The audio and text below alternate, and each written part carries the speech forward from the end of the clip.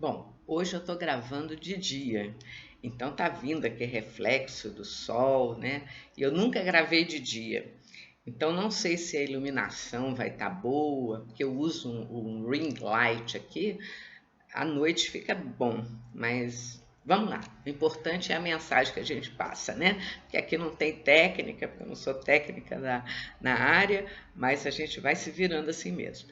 Eu lembrei que quando meu marido chegou na Inglaterra, ele precisava alugar uma casa para nós, né? Para a gente poder ir. Por isso nós não fomos com ele. E também para poder a gente chegar até 30 de setembro, não, 30 de outubro. 30 de outubro para os meninos serem liberados da escola e a escola considerar como ano letivo completo, né? Porque eles fizeram até outubro. Então, nesse ínterim, meu marido ia chegar lá, ia conhecer as oportunidades e buscar uma casa para nós.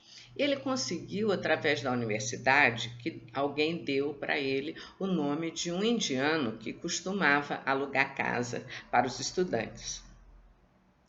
Então, meu marido foi conversar com ele, ele tinha uma casa, não era próxima da universidade, porque ali era muito caro. Então, nós ficamos num outro bairro. Mas dava para o meu marido em 20 minutos ir de bicicleta, porque ele sempre adorou bicicleta, né? Então, ele resolveu o problema dessa forma. Nós não tivemos carro. Isso aí é assunto para outro vídeo.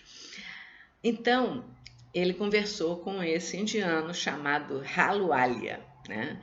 E o senhor Halualia tinha um hábito que a gente não concordava, mas tivemos que nos submeter, porque a gente chega num país estranho, diferente. Imagina que no Brasil, se chegar um estudante para fazer um curso na universidade, né, não tem conta em banco, não tem dinheiro, não tem nenhuma prova de idoneidade, né? E como é que vai numa imobiliária para alugar uma casa?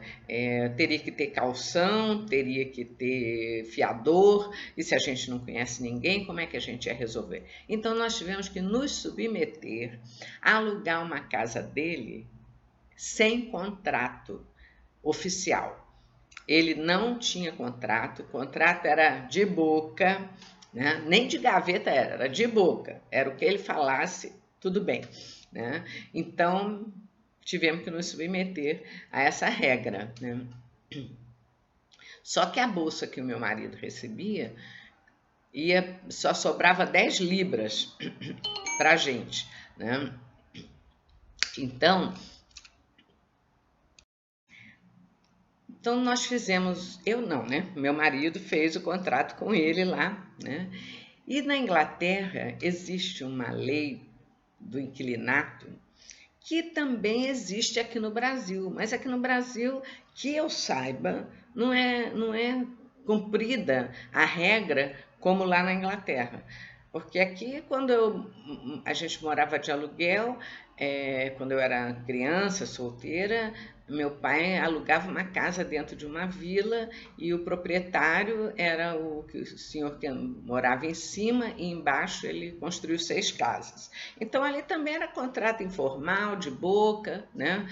E depois nós mudamos de lá e fomos para o apartamento que o papai comprou, né? Então também não passei por esse aperto de aluguel. Quando nós casamos e viemos morar para cá, nós alugamos um apartamento direto com a proprietária também naquela época. E depois, quando viemos para essa cidade que nós estamos agora, nós também alugamos também de conhecido, né, do trabalho do meu marido. Aí não se fez contrato assim nenhum, então não tinha essa necessidade, ou a gente via inquilino ser submetido a uma vistoria por parte do proprietário da casa.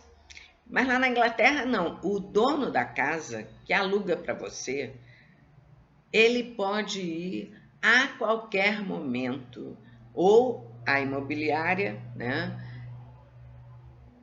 averiguar se a casa está em ordem, se você está cuidando da casa, né?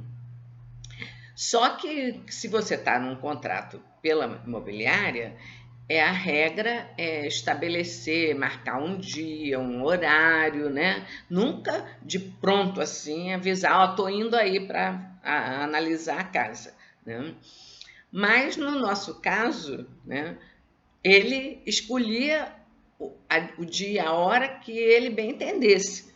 E nunca dava tempo para a gente estar com a casa impecável, porque você imagina eu com 4 crianças, de 5 a 11 anos, né? Eu tive 4 filhos em 5 anos, né?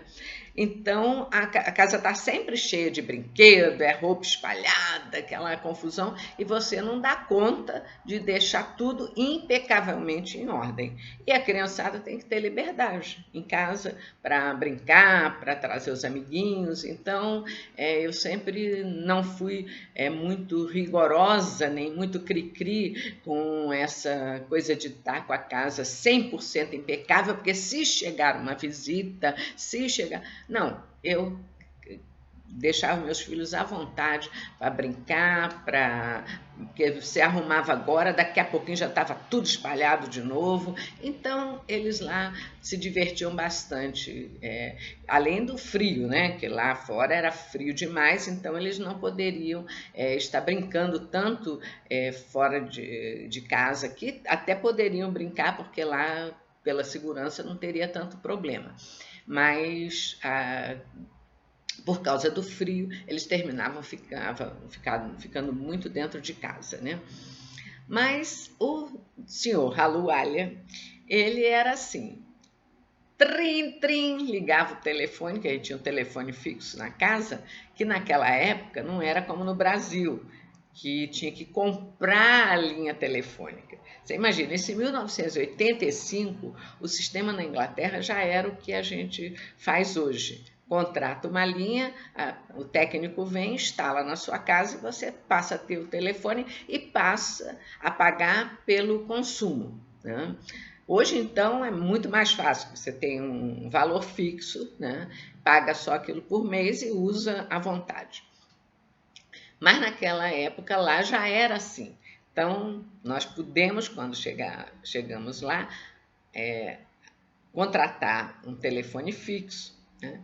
E aí o Halualha ligava dizendo, olha, daqui a 10 minutos eu estou passando aí. Gente, era uma loucura, porque aí eu botava os meninos todos, vamos lá, arruma os brinquedos, e aquela confusão, ajeitava tudo, você que botava tudo em ordem.